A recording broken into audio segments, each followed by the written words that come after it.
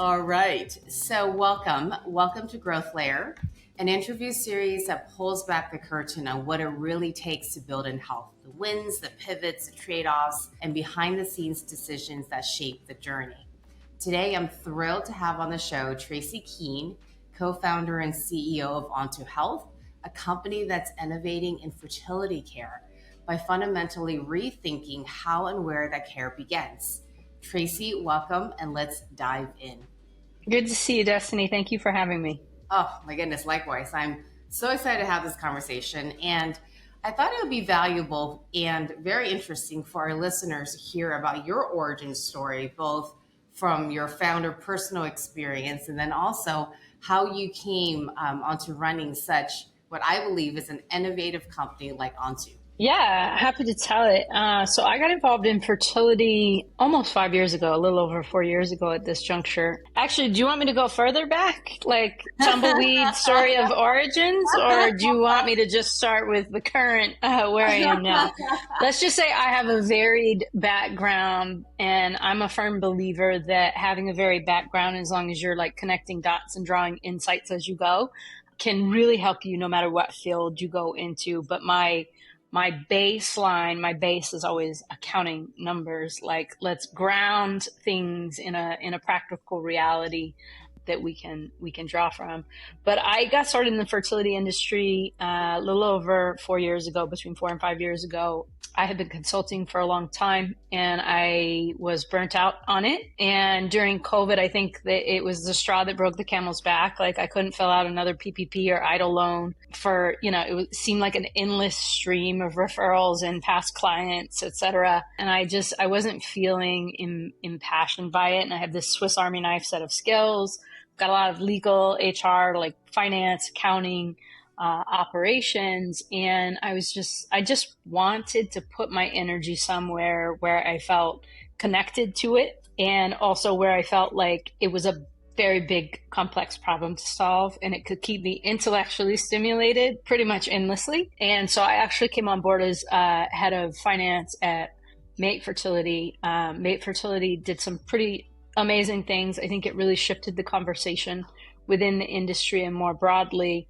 around who can do fertility services. We were able to successfully prove a lot of things. We can take OBGYNs and build them embryology labs, and they can successfully do full fertility services, particularly in geographically inaccessible areas. That company was acquired, and then I was acqui-hired over to continue building, drawing from those experiences with Mate. I always say that's my unfair advantage. I'm drawing from like a ton of experience in like what worked and what didn't. And what we're doing it on too is really informed by what's needed, which is access. And then what's on the other side of access is driving up outcomes and driving down costs. And it kind of has to go in an access first order. And one of the analogies, I'm a big analogy person, that I always like to use, the fertility industry often gets accused of being inaccessible and unaffordable. Those things are true, and we're not doing a very good job of looking at patients, information, data, cases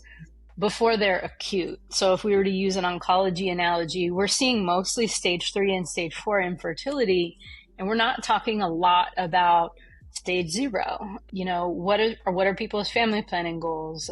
Stage 1, I'm having trouble conceiving. I'm worried about this, that, or the other.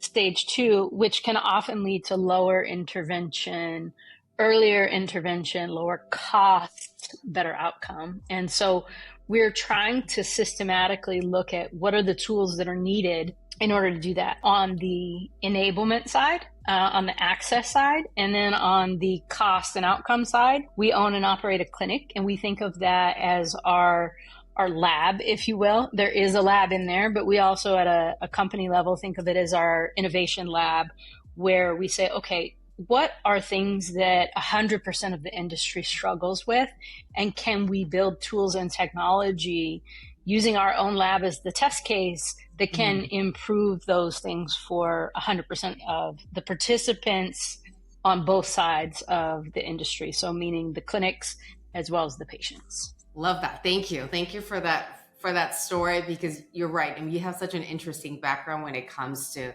also your financial expertise and your operations. And I think that brings a unique lens to running a startup like Onto.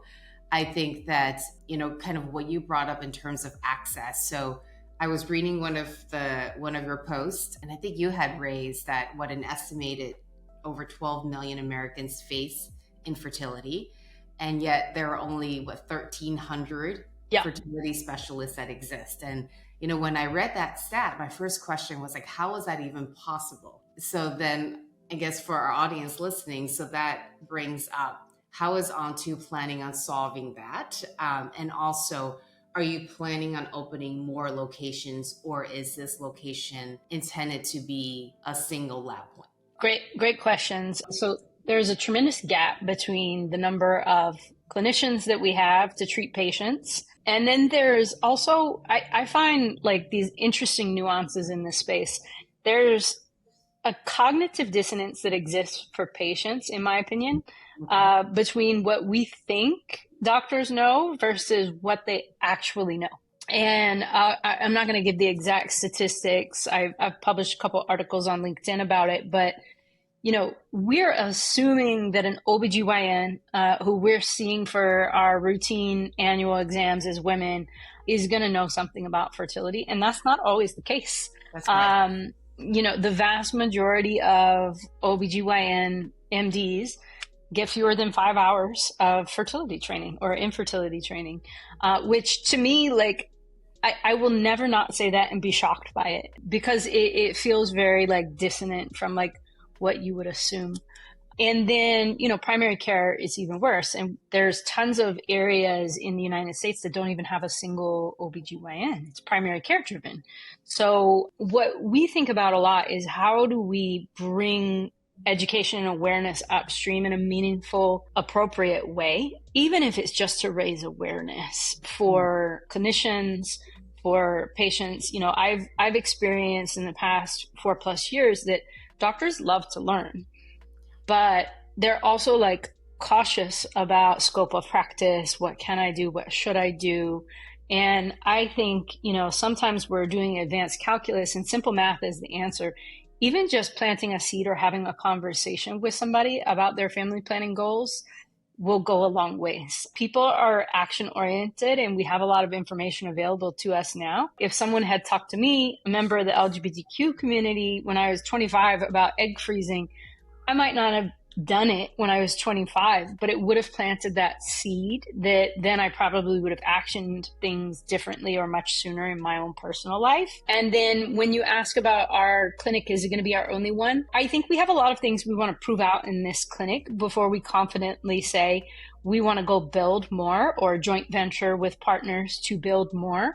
What we're really thinking about is creating a new operating system for how clinics run that is dual-sided, both on a patient experience level, but also on the internal efficiencies of the clinic itself. And so, yes, probably we will build more, but we're also focused on getting it right and doing it differently than it's been done historically in order to meaningfully change some of the things that are limiting the size of this industry. So let's maybe dive into what you're doing different, because I've always found that like one's value prop and how you're going about solving it. So there's the education piece, which is different, but let's maybe unpack that, and I think that would be helpful for listeners to have awareness around as well. So I think context is always helpful too. So in the MATE days, we would take an OBGYN clinic and say, hey, we're going to help you build a microembryology lab. We're going to train you soup to nuts from zero to IVF. We're going to help you run the lab. As you can imagine, that's a Herculean undertaking. Yes. And it's expensive for the doctors too. And we know that their margins are getting thinner and thinner on the reimbursement side. Like, one of my big takeaways from MATE that's informed a lot of the deep thought and process that's gone into how are we delivering these education pieces to clinicians. We know that doctors not only like to learn for the most part, but have to learn. They're required to maintain their licensure with continuing education. Historically speaking, it's not a lack of willingness to learn new things. It's a lack of ability to break it down into bite-sized actionable pieces, and then tools that can reinforce those learnings, because it's kind of like any software or anything that we see, and we see this happen over and over again. Like, companies will buy a software, they get excited, they go through, the materials and the onboarding, and then it kind of fizzles and it goes nowhere because there's nothing to support the activation on the other side. So we have two different pathways, but they're not mutually exclusive, and they can be taken in incremental bits. So we have direct to provider courses, which are bite-sized courses that individual clinicians, and that could be anyone, NP, PA, RN, MA, MD, can take and just learn more. They're at a really affordable price point. They're beautifully done, if I do say so myself, and they're easy to understand. And there's a lot of value in just adding those micro courses into daily knowledge and action.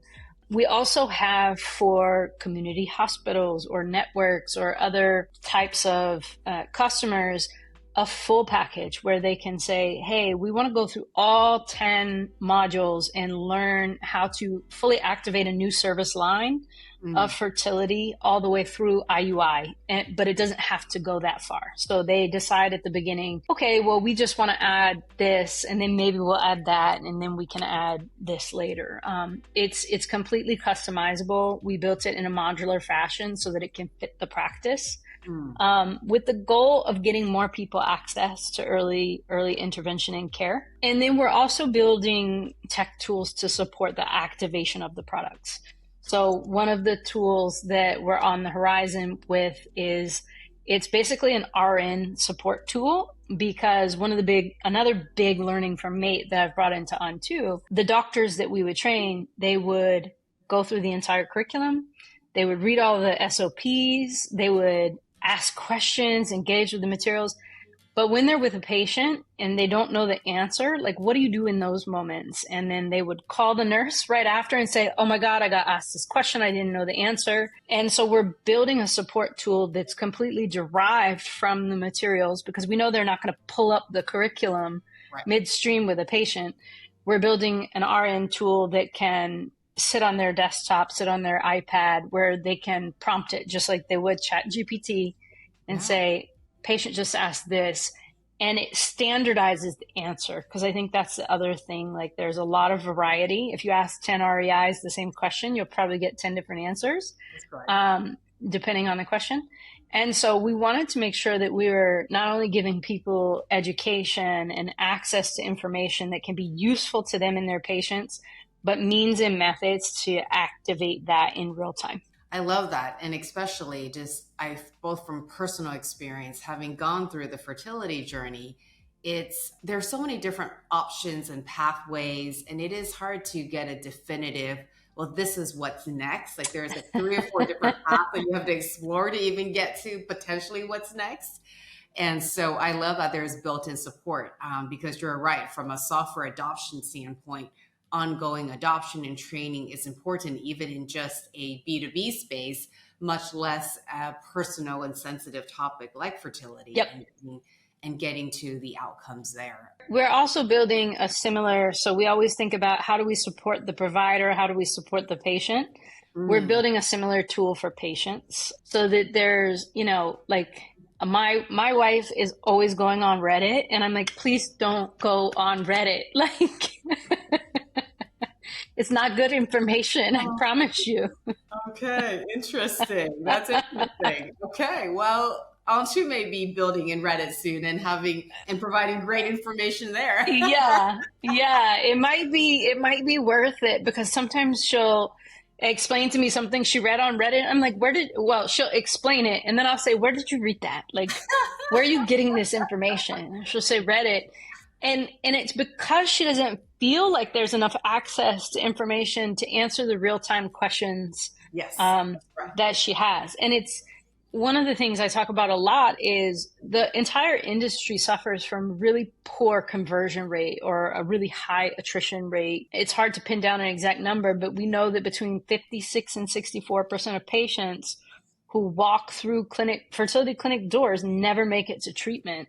And it's not because they don't need it. It's because it's a really arduous process. But I also believe that if we don't connect that to earlier intervention information, it's going to remain a really arduous process. And like, one of the things I think people don't realize is that how long it takes you to get through the fertility process is like 3 times as long as you think. It's not, you go in, and if you haven't been worked up by a fertility knowledgeable generalist, they're going to be starting from zero. And that means, okay, we have to check their tubes. We have to, make sure there's no polyps in the uterus. We have to do all of these other things just to get you ready for treatment. That's and right. Then by the time you're ready, like you're already exhausted and overwhelmed and like probably financially drowning.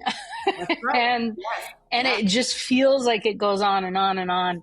And it's hard to get good information as you're going through as a patient.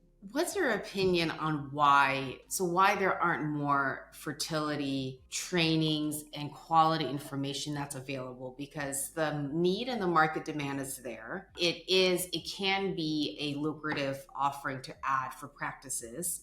But why is it that there aren't that many options available if one were to get continuing education credits or certification and to have access to that type of training? Yeah, I think that's a really great question. And, I had the good fortune of being at a summit not too long ago with a lot of innovators in the space, and a lot of, physicians are there, and you ask doctors about things and it's like, it's tricky. They went to the REI subspecialty to be specialists in this, right? And 4 years ago, the topic was really controversial. There was a podcast I did with a doctor who was ardently opposed to the MATE model at the time.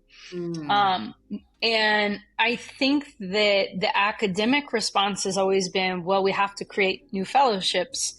It's really hard to do, and it's going to take a really long time. So, okay, what if we revise the curriculum for at least OBGYN residents? That is a whole arduous uphill battle. So I believe that the best tools are those that can responsibly and with the input of the community. And I do think the REI community is increasingly aware that if they do not participate in the expansion of this education and access for clinicians, they won't feel comfortable with the results, right? So I've seen personally this shift over the past 4+ years where there was kind of 2 camps. There were those who are have been access mongers their whole lives. And there are those who are no, academic, this is the way, this is why the fellowship exists. And I think we're increasingly seeing willingness to collaborate and participate, because I think responsibility-wise, reproductive endocrinologists need to and must be involved in what does expanded scope look like. And Dr. Gary Nakuda out of Canada, rightfully has said, well, we've actually said, we've created some parameters basically for additional training, because they suffer from the same issues in Canada that we do here because of the fellowship and the restrictions on reproductive endocrinology. So I think that we all know that bureaucracy takes a long time. Yes. And academic institutions tend to be a little bit bureaucratic and lack willingness to change, certainly don't change quickly. But I think on the other side, there's a lot of willingness in the current environment to say, gosh, we need to create parameters for this expansion and participate in it so that we don't make a mess of things. And I think that we're really trying to engage the right physicians in a meaningful way to ensure that it's done responsibly. Yes, love that. And I appreciate you calling that out, because I was going to ask who designed the content and the curriculum and the education standards for Onto Learning. Our medical director is Dr. Lena Kopians, who is incredible. She's also a dual PhD and MD. She has a PhD in microbiology, and she's also an MD, not just an OBGYN FACOG, but she also went to the Reproductive Endocrinology Fellowship. And then her counterpart in the creation of this course is Amy Serafini, who's a lifelong adult educator, which is a completely different model of education. And instructional design is a Herculean task to do, and not only to do, but to do well. And so they've worked hand in hand for a little over a year at this juncture to build something that we can look at with a straight face, present to either side of the community and say, we believe this to be like gold standard and modernized with the data, modernized with the current ASRM guidelines. We believe that this is not only responsible, but done in a way that I think all parties, if they review it, would be able to say, like, we think this is really good content and material. Love that. Love that. Yeah. Maybe let's take it back to more of a personal angle. You've been and going through fertility challenges. And I guess I'm wondering both from you're not a first-time founder. And I'm just curious in terms of diving into being a founder of content that is so personal. Has it been easier? Has it been harder? Like what shifts that you potentially have to go through to take something like this on? Because it's a big mission and a gap that you're looking to solve. I had an adverse childhood, and I bring that up because I was also an athlete. I believe that those two things, the adverse childhood gave me a master ability to compartmentalize, which is great when you're trying to solve the same problems that you're experiencing. And I think I do a pretty good job of looking at the whole process with curiosity and not getting too emotional about it, knowing what I know, knowing how the industry works. I mean, even when things have gone like completely left, I mean, it's just shocking. Over and over again, I'm surprised as a patient. It kind of continues to fuel and accelerate my belief in why we need to do what we're doing. It's very different than the historical model, right? Like, I think if we're all being honest with ourselves, 10 years from now will not look like today. That's a certainty. Yes. in any field, much less this one. Yes. So are we building in alignment with the values and what we'd like to see this industry be in 10 years? Yeah. I like to say the answer is yes. But back to the personal question, we've had some things go left in our experience. Some of them like normal. You know, we tried a couple of IUIs and they didn't take, like, fine. Like, we know there's a low outcome chance of IUI working. My wife had frozen her eggs at a facility many years ago, did all the right things. And then, you know, there are nuances in the industry that an average patient wouldn't understand. But because I'm in it, I could say, okay, well, you know, it's best practice to fertilize the embryos where you froze them, because every lab functions differently. But we were having communication problems. It was taking a really long time. I couldn't get the address for the clinic to send the donor sperm. So my confidence meter was getting lower and lower. And so then we made the decision, well, we're going to be doing any subsequent rounds in Colorado, so let's just transfer the eggs there. That went a little sideways. You know, I think would the average patient have asked the question to know that something happened that went sideways? Right. It's not a required disclosure. Like, the embryology team had no requirement to disclose to me that they received, you know, most of the straws in an FDA approved shipping container, and then 3 of the straws in something that was definitely not an FDA approved shipping device. Mm-hmm. But I followed up and I asked the question, like, you know, there's so many subtle things that it's kind of like, how do patients ever know? And I always like to walk a really fine line here because, you know, we have CAP, we have the Joint Commission, we have the FDA, but who's kind of looking at it as a whole and saying, like, what are best practices here? What are guidelines? And it's really left to the individual clinics and the individual clinicians. And I think that can be good and it can be bad, depending on the circumstance and things like that. There have been a lot of things where I'm like, how common is this? Like, right. You know, I hope it's not that common. I hope this was something that happened out of an irregularity for some good reason on the back end. But it certainly has left a lot to be desired on some fronts. Right. And then, of course, there's timing, you know, and like everything just takes a long time. Much And longer than one expects. seriously, I mean, we started about a year ago, and like it took almost 7 months to find out how many embryos we had from the original batch of eggs.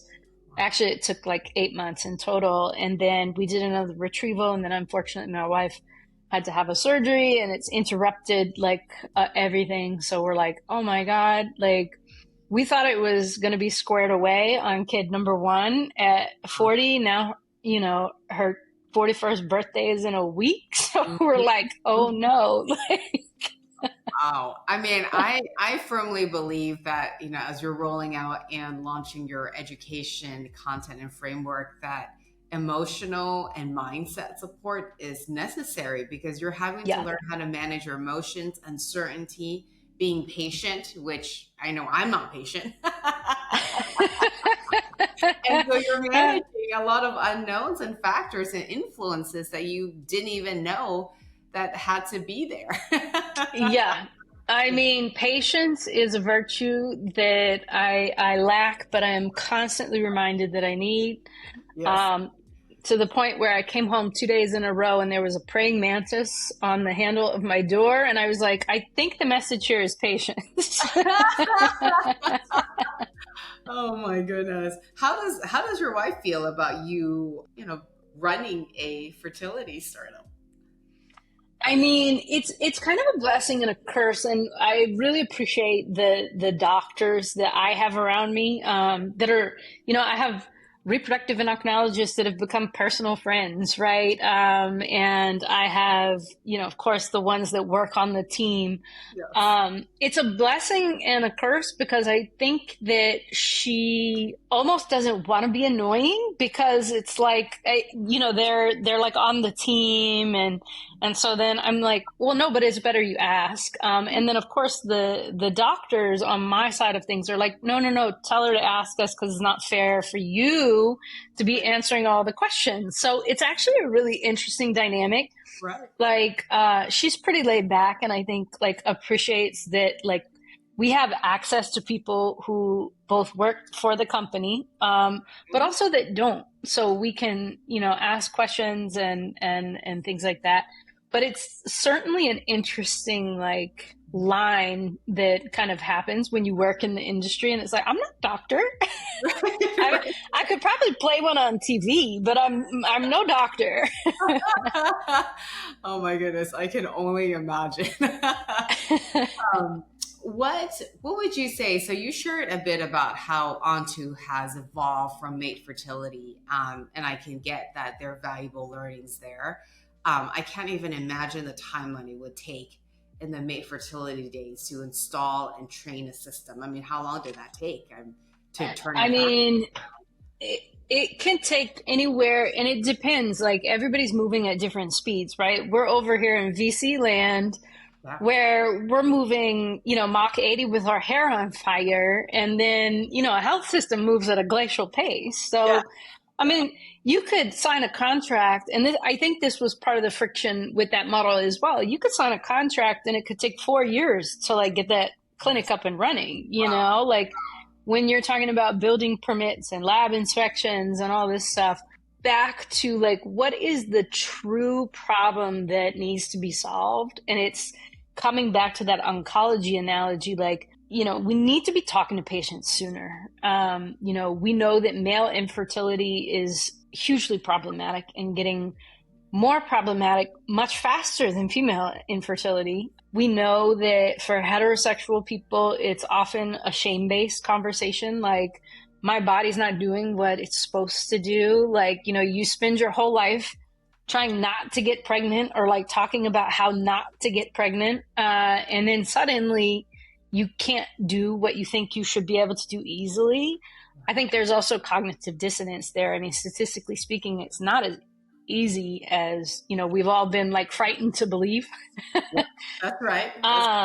And it's just so important that we move the conversation upstream. I mean, back to my analogies, there's one that I think about a lot where, nobody ran as a personal fitness activity until Nike wrote a book about running as a personal fitness activity. And, is there some altruistic element of it? Yes, I do believe there was. I believe that the people who wrote that book truly believed that it was like something that anyone could do. It was affordable, right? Now, did they sell a ton of shoes on the other side of that? Sure. Yes. But it did something powerful. It shifted an entire personal fitness activity into public consciousness. Yes. And that's why I find that analogy particularly interesting. And I also think I posted an article on Shopify recently, and what I think is relatable about what happened with them, when they were going around trying to sell to VCs, there were only about 50,000 online shops on the internet, right? Can you imagine 2008, there were only about 50,000 shops on the internet. And so people kept saying the market's not big enough. The market's not big enough. That founder later said what we were trying to do was create a bigger market by removing the friction in the process of setting up an online shop. Right. And I think that's really powerful. Friction, where it exists, that is a North Star to a problem that if you solve it, the unlocked potential is massive. And I believe that there's so much friction in this industry, both on the clinical experience side and on the enablement and access side, that if we focus on friction and removing those frictions bit by bit, we're unlocking something much bigger for people and for clinicians as well. My goodness. I love that. That's the perfect wrap up. I was going to ask what's next. I mean, you've been sharing about what's next, but I just love that wrap up. So are there any last words we're onto? That's so well said, Traci. I'm grateful on a daily basis that I get to do something I care about and that I think has the potential to really, really transform it. And I'd be remiss if I didn't mention, I'm not sure if you're aware of Conceivable Life Sciences, that company. They build robotic embryology lab. They're the first company in the world to build a full robotic embryology lab. And one of their co-founders, who I had grown very close to over the years, he just passed away last week. And I got to talk to him about a week before he passed away, and he was just such an inspiration and a force, and a forcing mechanism to the industry to change the way we're thinking about how we're doing, and scale and unlocking true scale, which will unlock access. And I'm grateful that I get to work with people who are passionate and pushing things forward. Yeah. Well, that just gave me goosebumps. Yeah. Wow. Yeah. Wow. Well, thank you. Thank you. This has been great. I'm really excited to get the story out there. And I'm so grateful that you're solving for this friction and in such a life-changing space for so many of the people in the population out there. Well, thank you so much for having me. Good to see you.